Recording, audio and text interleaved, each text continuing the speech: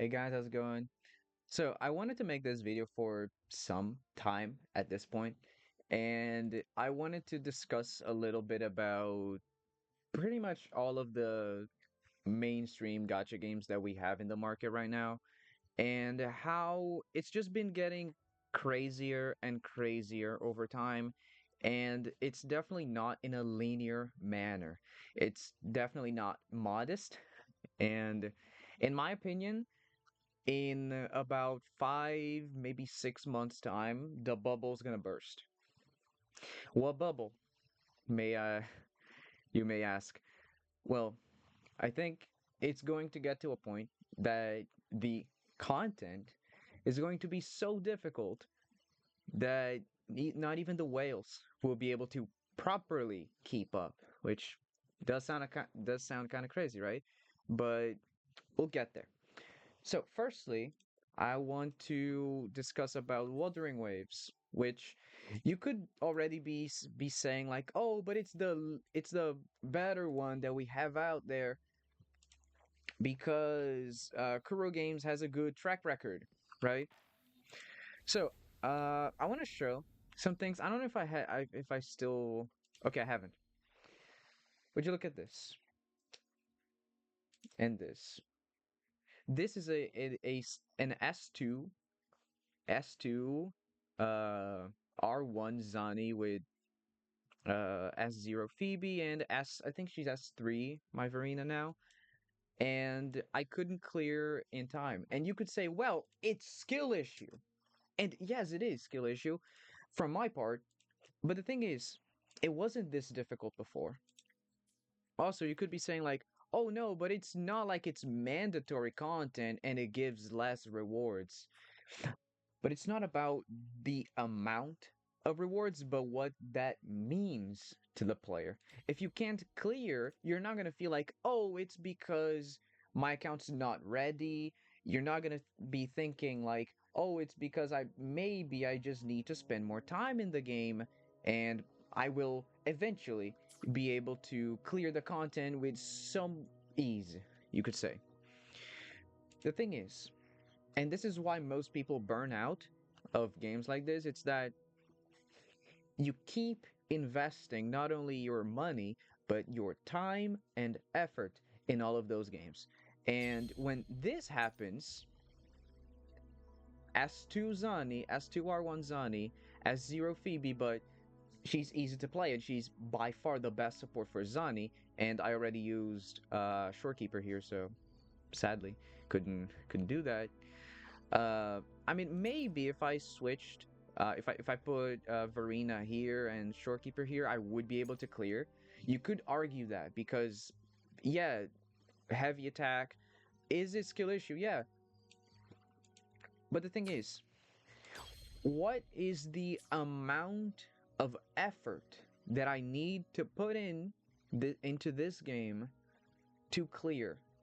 Because in no circumstances you can say that this is a modest and easy end game.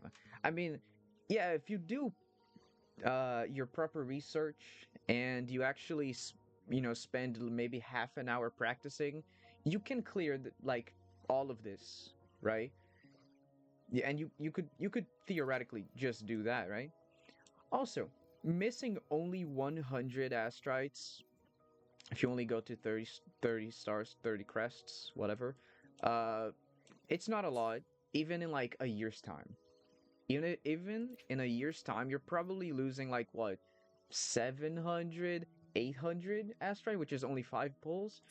So, yes, at the end of the day, if you don't care about 5 pulls a year, it doesn't matter because you already get hundreds of pulls a year. What is five? Only five, right? So there's this point which you can argue, okay? Because if you just don't care about this, if you don't care about min maxing, about not only min maxing your bills, but min maxing rewards, which most free to play people want to do, right? I think that free to play people feel especially bad because it's like nearly impossible, or at least if you've been playing this game for like 4-ish months and you didn't get Zani, you didn't get uh Kartathea, and you missed Frolova or skipped Frolova just like I did, you're gonna feel punished because it's just going to be so much more effort than it could have been, right? And again, you could say, well, but the game's easy enough. Didn't you see that one guy who did a solo dungeon on this hazard tower? Like, oh, but if the 0.1% person can do that, it means that anyone can do. That is not a reasonable take. In my opinion, there's actually no worse take than, oh, but it's still theoretically possible. Oh yeah, sure, but how about the RNG for the echoes, the RNG for the crit hits? How about the time that you have to spend to learn every single little thing, every nuance of a boss's mechanic, the aggro, like maybe the specs of your computer, maybe because of your PC, it's literally going to physically limitate how good you could possibly do a single run, right? So there is like a hard cap, you could say. It's like a threshold to where it's actually, where you're actually going to be able to kind of pop off and do everything the way you want to do, right? And you could argue like, oh, but you can only do like the side towers and do like just the one and two on the main tower, and you're gonna get most rewards. And that's kind of fine, right? And you could argue, no, and I just realized that it wasn't showing. Uh, the thing is, this is, like free to play people are gonna clear this probably, and and this is like one of the worst things I've ever seen. Ever since I looked at this specific buff, or rather debuff that's showing here, I was like, why is this here? Right? Because this is not just to incentivize people to play with Havoc and Arrow. This is actively punishing people who want to play Glacio and Spectro. And in my case, I wouldn't be able to use Zani. But you could argue, oh, but Zani's good here because of the heavy attack damage bonus. And while yes, you can argue that, but for example, why does this endgame have to cost a character's vigor? Why is this even a thing? Why does it even exist? That's the thing, right? Why does that even exist? Because in my point of view, if you want to just use a single team to clear everything, you were supposed to be able to do that. If you want to clear everything with dungeon solo, perfectly fine. If I were the one who made this game, it would have no time limits, and the challenges would actually be based on survivability and actual skill. And what I mean by actual skill is like, oh, you'll have to dodge quite a bit, and do like perfect dodges. You'll have to parry. You'll have like, oh, you can't like lose too much HP. Maybe it's like you just you have to dodge uh quite well, you could say. So you are somewhat incentivized to finish the enemy off quickly in a way, because if you drag the battle for too long, it's you're gonna get tired and you'll be more likely to get hit, right? But it's not just about that specifically. It's about what it represents, because when you're not able to clear, you feel bad. You feel especially bad because you're going to be asking yourself, where did I go wrong? Right? Where did I go wrong? And most of the time, it's not Let your me be fault. there for It's everyone simply as we because head toward our if you shared don't put future, enough leaving effort the past in the behind. game, you won't be able to clear. But the thing is, the rewards go away. You could use this team perfectly fine, right? Like two debuffers and one main DPS who is very well invested, right? I'm even gonna show here. Anything I can help I you have with? her weapon and two copies, two limited copies, and yeah, if I use this team by just those characters by themselves, are they gonna be able to clear this challenge? Yeah, yeah, they will. Absolutely, 100%. I just realized that the volume was way too low for the game. Anyways, uh, so it's about what it represents and what the ease of access is. It's like, okay, so how much investment do I need to even be able to somewhat enjoy this, right? Because you could say like, oh, but but didn't you see that guy who started Wuthering Waves like 6 months ago, and like he got Cardathia, and he was able to clear all the TOA. And I when I look at this, I cringe so hard because Cardathia is literally the exception to the rule. It's literally like one of the very few characters in the entire game, and now it's too loud. It's one of the very few characters in the entirety of the game who can use her entire kit by herself. She doesn't really need supports, she doesn't need debuffers, she doesn't need anything. And so when I saw that video, I was like, okay, how about you do that with Zani and see if you're able to clear the Whimpering Wastes, the TOA, whatever. Yeah, I want you to try. I really do. And also, another reason that that guy was an exception to the rule is because he got really lucky on the character rate up banner. He got really lucky because he won the first 50-50. He was able to get the weapon as well. And if I'm not mistaken, he also grinded quite a bit for Arrow Rover. So there's that too. And it's just not a fair comparison because it's literally, at the time where when he got, it was not only the best character in the game when she released, better than Zani, of course, because she can use her entire kit by herself, and she was insanely shilled, which means she was heavily favored in the current TOA reset at the time. And I mean, yeah, you could argue it's fine. It's perfectly fine because they have to sell the character. They have to give an incentive for people to pull, right? And I do agree with that in a way. I'm sorry, but I'll be showing how it is on the other gachas, or at least some of them, because I stopped playing ZZZ because it just got too bad, just got too bad.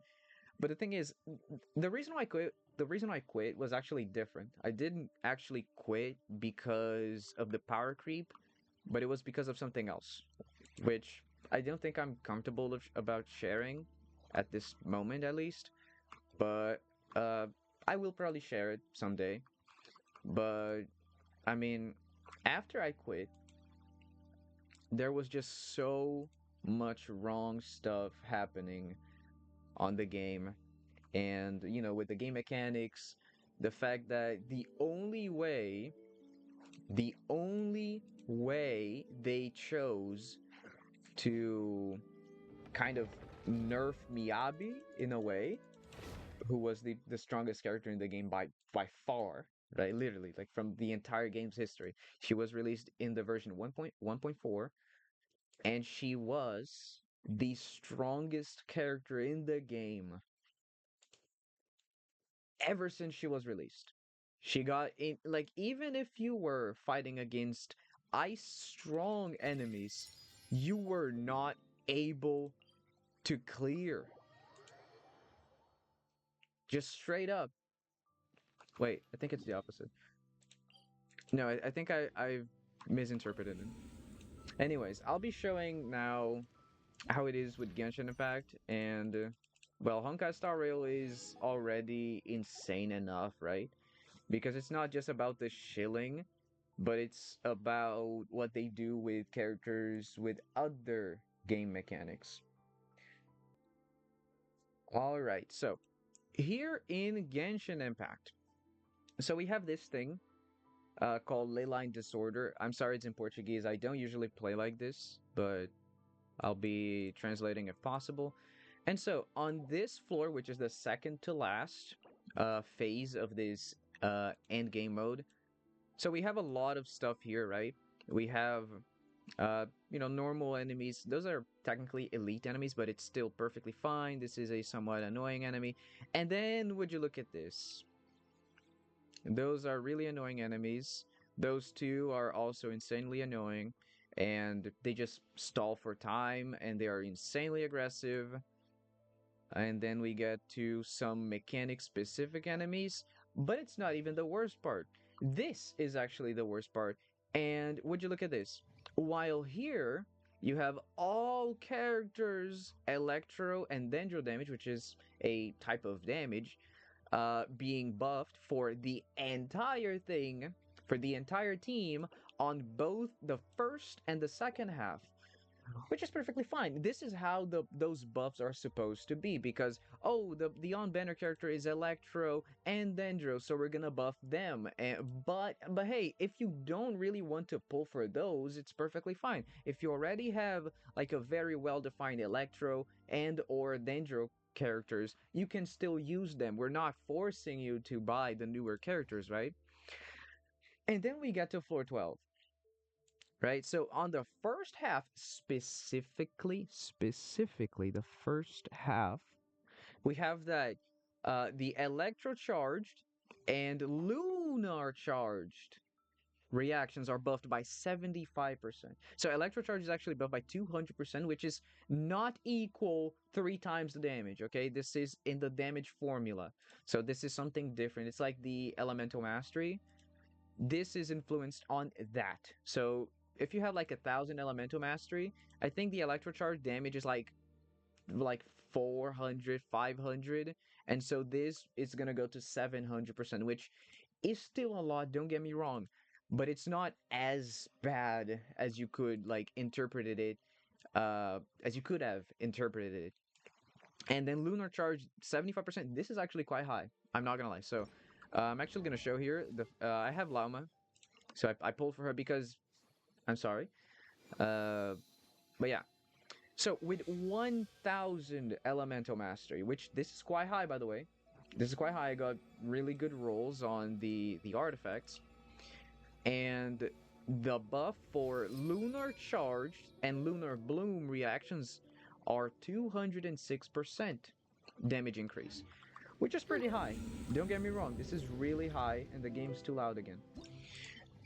But when you get to the point where this is how they're getting buffed, right? It's both the bloom and lunar bloom, by the way. But hey, this is not only a specific this, the first half, not only is this a specific damage, but it's also a specific mechanic. So if you're using like is there any electrocharge team that actually performs well in this game without Inefa or Flynn's? Is there like any team that you could say like perfectly fine, works very well, works just as fine, just as good as any other teams, right? So I'm sorry, I got sidetracked. Uh so yeah, basically this is the equivalent to, let's say, in Honkai Star Rail. It's not only that the for example, the on banner character is a nihility physical character. We had high ceilings like not a long time ago, right?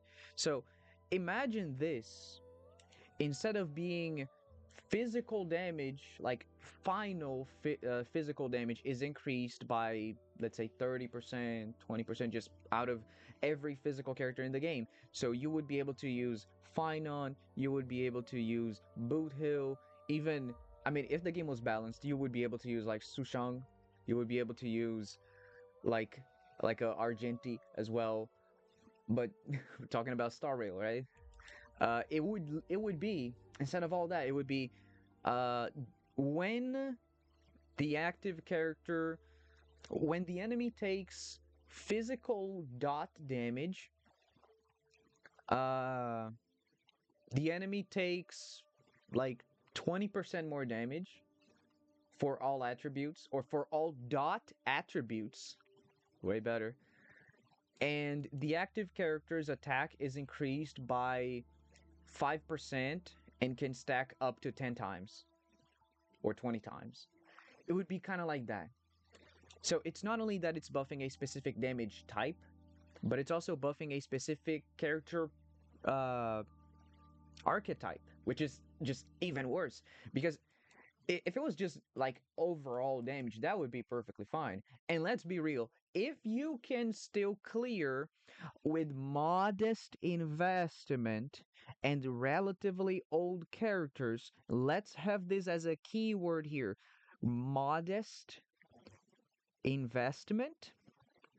You're not trying too hard, you're not sweating, you're not putting your heart and soul into the game to be able to clear with like a solo character or that you have near godlike artifacts. It's not that.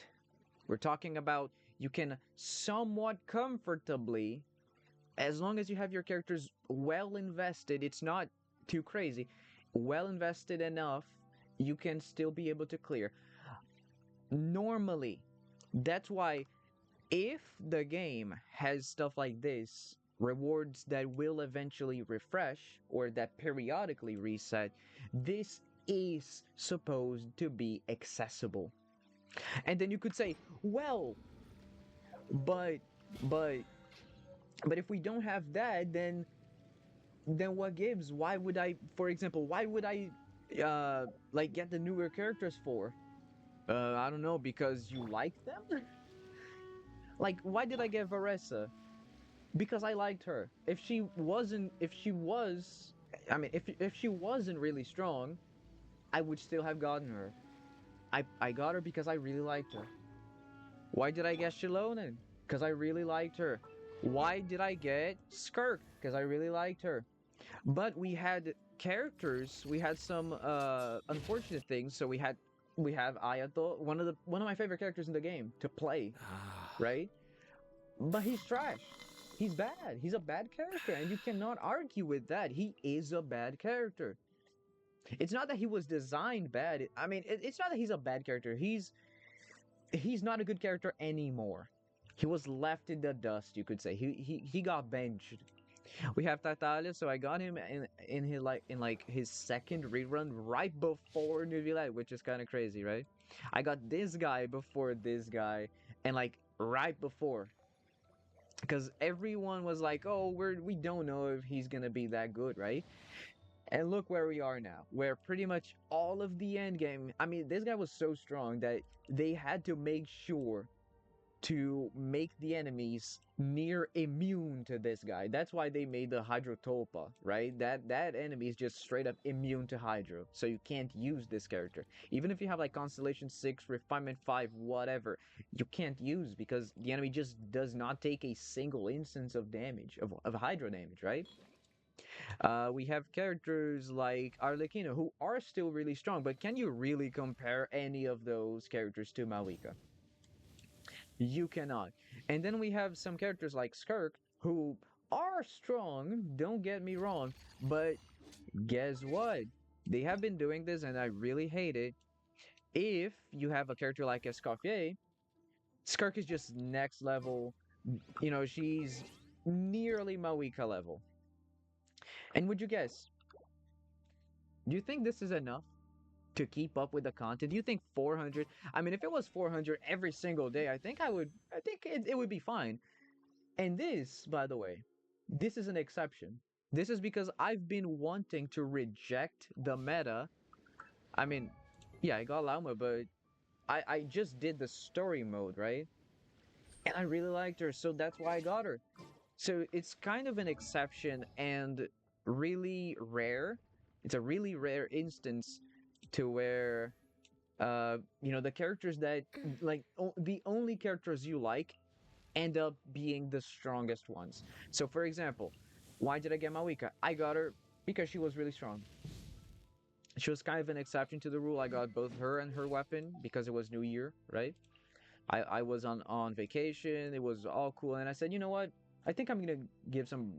I'll give her a shot because I heard that in the visions, you could say, that she was pretty strong, and so I gave her a try, and yeah, she's still the best character in the game alongside Granny Silali. And so look at all these characters I have. How many of them do you think are usable today? How many of them? I have Varessa. She's really good. Skirt. She's a new character. What can you do? Lauma, new character. Doesn't technically doesn't count. So Nivunet technically he's still really strong, but they kind of do everything they can to make him the least usable. Not literally unusable, but the least usable possible. Right? It's like if on one side there's a straight up immune Hydro character, the other side has Hydro resistant enemies. And they have been doing this for months at this point. The wind. Yeah, it is kind of crazy. We have characters like Hutao. Like, you're gonna tell me that this character this is the same rarity as this character. Don't get me wrong, I really liked her. I even bought her skin. I didn't think twice. The second I saw this thing on my shop, I bought it Toodaloo. with my hard earned money. I literally worked to get this. And where is she today? Can you still clear content on a modest account Silly. with this character? That's the question you should be asking. Can I still clear moderately without sweating too much? That's the question that should be asked. And if we get to Star Rail, it's just so much worse. It is just so much worse. I don't think it's worth. I'm sorry. Uh, is it even worth showing? Because it just keeps getting worse. It just keeps getting worse. And but the thing is, you could say at least with Genshin Impact, it took them 5 years, pretty much, like 4 years or so. It took them 4 years to get to this point. It took them 4 years to power creep Hutao. It took them 4 years to power creep Xiao. You could argue that that's a long time. That is a really long time. And yes, if you got like Hutao C1R1, you got Yelan, still old character, and she's still usable today. I didn't mention that, right? The thing is, after that, how many characters were just straight up better? I'm not just saying strongest, like in terms of numbers. I'm talking about better than Hutao. Every single one. Every single one. There was no character. I'm in Star Rail now, and I'm actually gonna show the MOC. I think it's the better one to talk about now. So I have cleared everything. Oh, let me move the cam here. Uh, so I have done a lot of stuff, and I have cleared this, but you know, oh no, it did. I'm blocking it again. I think I think I'll be here. So that's what's been happening. Yeah. Unfortunately, it's because I got Castris uh, and not a relatable one, you could say, at all. This is kind of an exception. I didn't overspend. I actually saved up for a very long time. Ever since I saw her first leak, ever since I saw a picture of this character, like literally, the first instance I saw this character, it was in the very beginning of Euphorius. I was like, I want her. I want this character, and so I wasn't overspending. I wasn't topping up. I was only buying the express pass, and she ended up being an insanely strong character at the end of the day. But let's say that I don't know, for whatever reason, if it wasn't Castoris, Let's say that I ended up pulling for Anaxa, for example. Oh, I really love this character. He's just so cool. He's literally me for real. And I ended up getting his first and second Eidolons. You think this guy is stronger than Castris? At the same level of investment? Oh no, but you don't understand. It's because he's meant to be a sub DPS. In my humble opinion, if we actually came to this, there were supposed to be like a 6-star rarity that was kind of the same as a 5-star as we have it now, but literally there would only be DPSs as 6 stars. There would be like no 6-star harmony, no 6-star remembrance. It would just be DPS. And in my opinion, remembrance was not supposed to be DPS at all. In my opinion, it was supposed to be like kind of a mix of both harmony and and like nihility, right? Nihility and harmony would kind of be something like that. That's what I was expecting. But there was, of course, a lot of people who were already expecting a DPS type, like a mixture between destruction and erudition, which we have it today. It's literally that because, I mean, not really. We have all types of remembrance, unfortunately. So we have DPS, we have sub DPS that sometimes deals more damage than the DPS herself. We have the healer, we have the support, and another DPS. So remembrance, as we have it now, is completely pointless. That's what I mean. And at the end of the day, like what differentiates, for example, Castris from being an erudition character instead of remembrance? It does not make sense. They literally just pushed this to sell her light cone. And just like in Genshin Impact, you basically cannot equip a another character's path light cone into, you can't use different paths light cones in those characters, right? So if she's, for example, erudition as she was supposed to be, I can't equip like in a destruction or hunt light cone and expect to get the buffs, to expect to get the effect, which kind of makes sense, but at the same time, why is it so restrictive that if you want to get her potential like maxed out pretty much, there's literally, it's not even, that's the worst part actually. It's not that you get the most potential, it's that literally at times like Hyacine, like Evernight and Aglaya, the characters at a base level just do not work properly at all. And half, sometimes half of their kit is locked behind the light cone. And you could say, well, but at least the character, the light cone uh, limited banner has a higher rate than the character, right? How do you think I got those?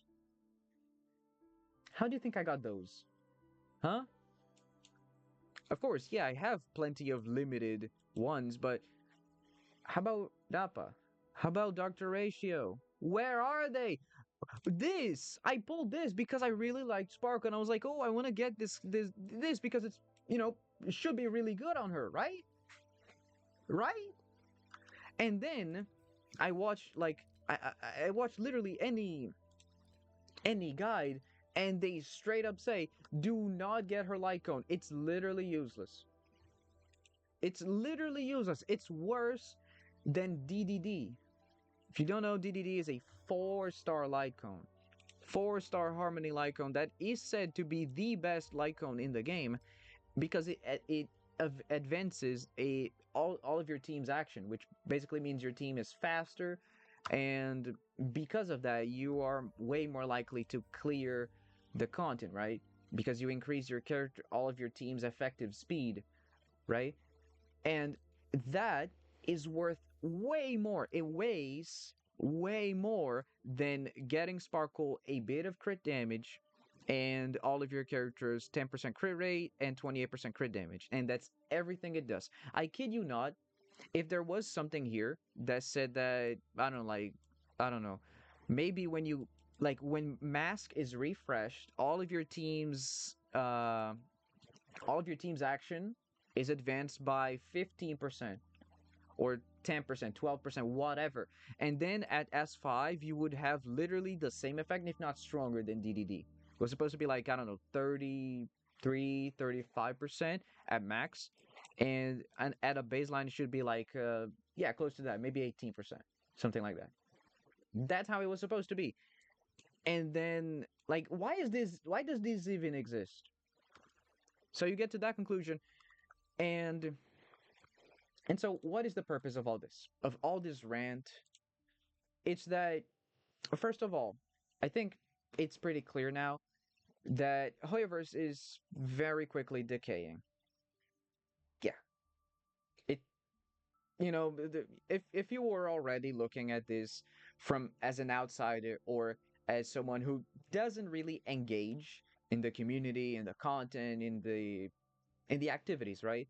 You were probably foreseeing this for months in advance, right? Which can happen. Okay, fine. But as as a as someone, so I'm talking about myself now, as someone who was in the community for this long, and I was actually engaging. I was in the apps that they promote. I was in the YouTube. I was watching the streams, the special programs. I was following all of their social media. I was actually, pretty active. I think I was way above average when it comes to activity in the community, right? And I still couldn't see that very clearly because I was seeing it from way too close, and I wasn't seeing like the full picture at all. Because if you're already following the trend, you don't know where it's gonna go. It may seem weird, right? Because, for example, if I have, for example, a stock, let's imagine that this is like a stock, right? Like from the stock market, right? And for example, I have this trend right here. I have this trend. Yeah, you may see like, oh, it's going up, and it will keep going up. But what happens if, I don't know, I see this and it levels out? Then I go, okay, so it's either that they will have to do something at this end right here that it's gonna just skyrocket it, or it's just gonna go down and plummet. It's kind of like that. And for example, if man, I can't really put this in a good way, can I?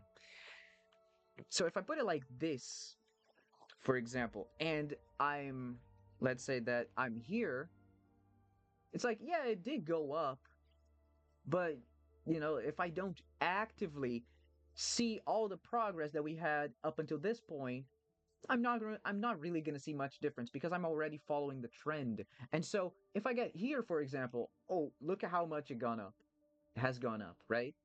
And so if I keep going and I only see what is there at that moment in the present, I will basically see no difference at all because what's been marketed is exactly what we want to see. We don't want to see too much change, but at the same time, we don't want to see staleness. We don't want to see no change at all, but too much change is too much. The thing is, we have a trend now with all of Hoyoverse, all of the mainstream Hoyoverse games. So the quote big three. I know it's technically not a big three, but Genshin Impact, Honkai Star Rail, and Zenless Zone Zero. A ton of people are quitting Zenless now because of the power creep, the way too restrictive of mechanics and all this, and it is perfectly justified because the way they marketed Yuzuha and the way they want you to stop using Miyabi was literally to buff all of the enemies' anomaly buildup rate, or to nerf the anomaly buildup rate by 10% permanently. It's like it's like, okay, so we have released, for example, like a fire unit, and then we want you to buy the fire unit. And then you buy the fire unit, and then you use the fire unit for a really long time, and you say, why am I going to use anything else? And so they look at it and they say, we may have screwed up, but we don't want to admit it. We don't want to go and nerf the character because people are going to complain, but we don't want to keep her as the strongest character because then no one's gonna buy the newer characters. And so what do? They very slowly introduce newer mechanics that prevent this fire unit from working as intended. So let's say that in order for this character to deal a lot of damage, let's say that he needs to apply debuffs. That's his thing. He applies debuffs and then he builds them up, and then boom, it's like a huge instance of damage or a lot of small instances of damage, but they build up and it becomes, it gets to a really high number, and you see the enemy's bar melting. It feels good. It is insanely intuitive to learn because it's really easy to play and all this. Fine. And then they release, for example, more fire units, but they're not quite at that level. So you're like, man, I already have this previous one and it's stronger than this new one. So why do I bother if I already have this previous character is already strong enough? And so what do? They make it so the enemy doesn't take debuffs anymore. Why is it? Because the newer unit that they release, let's say it's a physical unit, makes it so you can apply debuffs now. It's literally like, oh, we added a mechanic that's going to prevent you from using a character, but we just have we have just what you want. It's a character that negates this boss mechanic. So it retroactively nerfs the character while keeping you engaged with buying what's new. Isn't it crazy?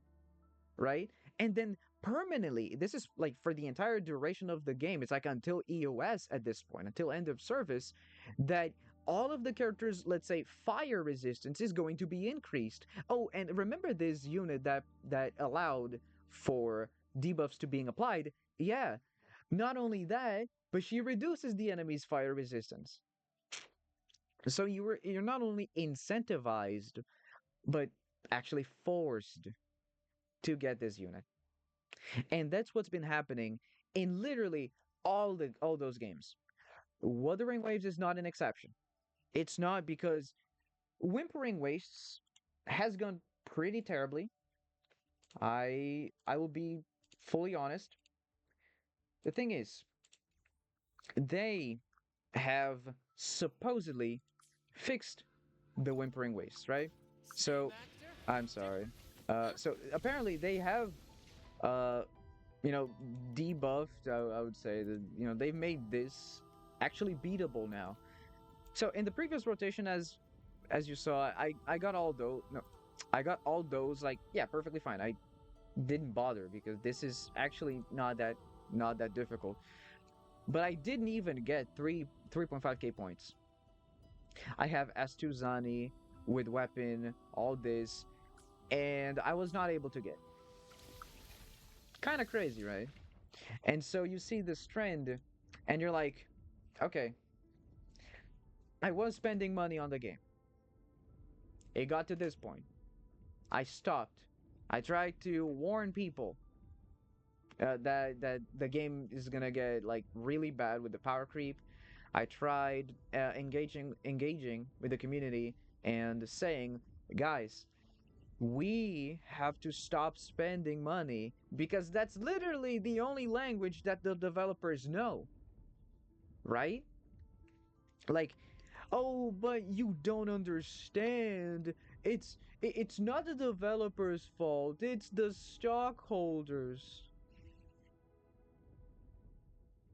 Oh no, it's the executives. It's the people. It's the higher ups. You don't understand. Are you serious? Let's be fully honest here. If this game was actually supposed to be insanely good, it would not be a gacha game. But because it is a gacha game, it is artificially, this is a keyword here, they are artificially preventing you from actually getting what you want. Let me. It's not really showing, bro. I don't know why. Calm down. They are artificially preventing you from getting the character you want. Why is it? Why is it? I wonder why. It's because it keeps you engaged? It's because when you lose a 50-50, you feel good? Because I certainly don't. If you feel like, oh, I really want this character, I really need this character, and then that happens, what goes through your mind? You feel like, oh,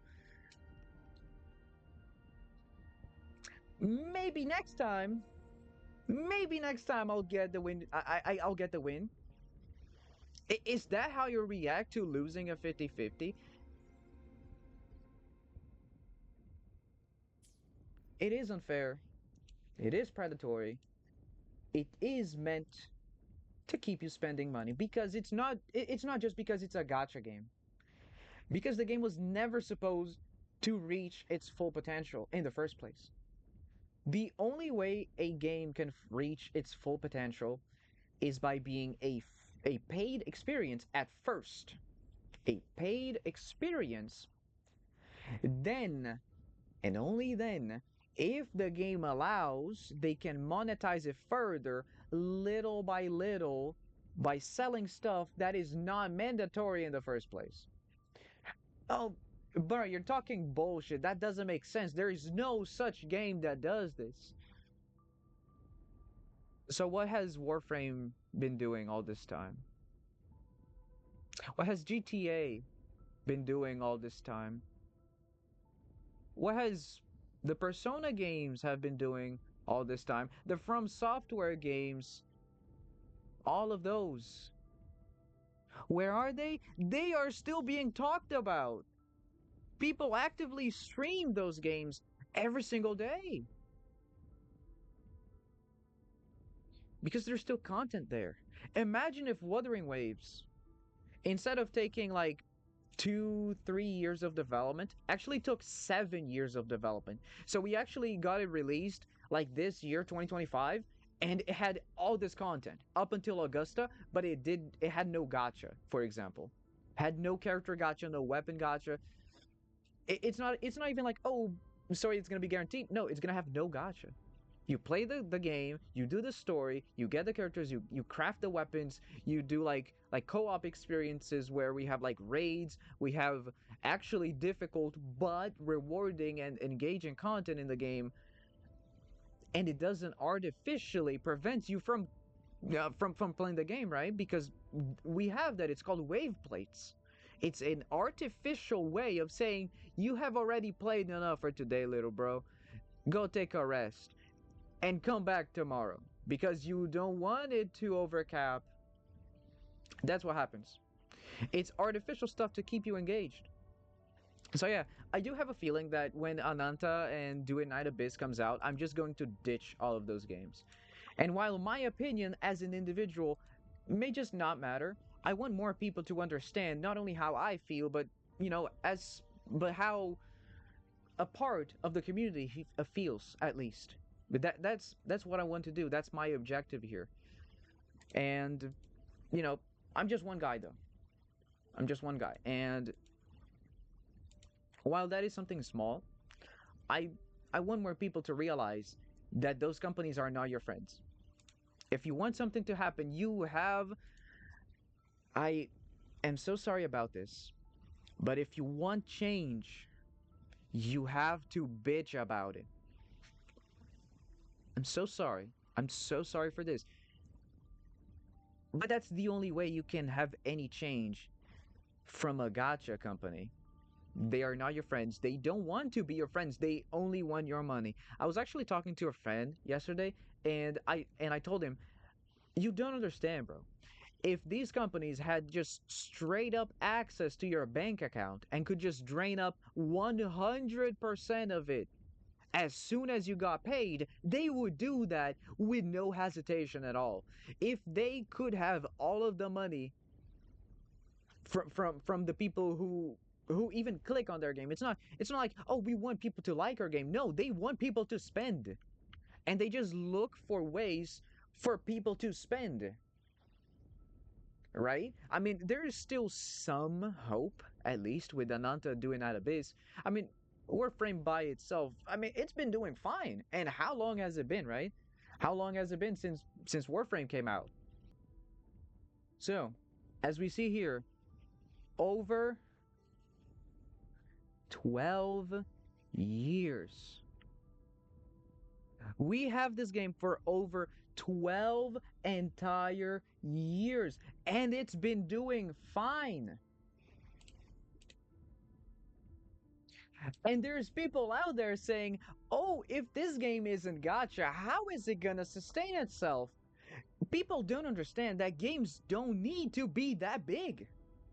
People need to start realizing that companies are just not supposed to get this big. It's not supposed to be this complex and time consuming and expensive. It doesn't need to be this way. Because more and more we see that indie developers end up making better experiences than entire gaming companies. And why is that?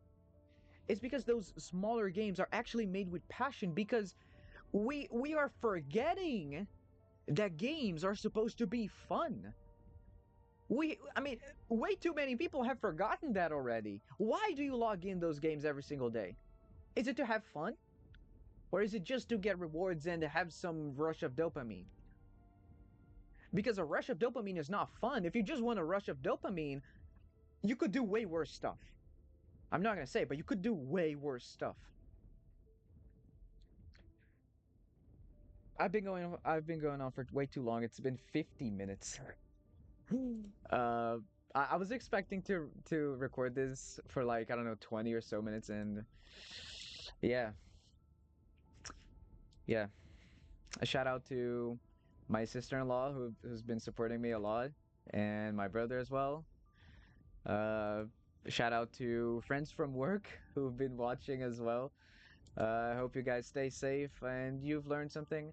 And also something that I should have mentioned, just turn on the captions if it's somewhat confusing. But yeah, that's gonna be it.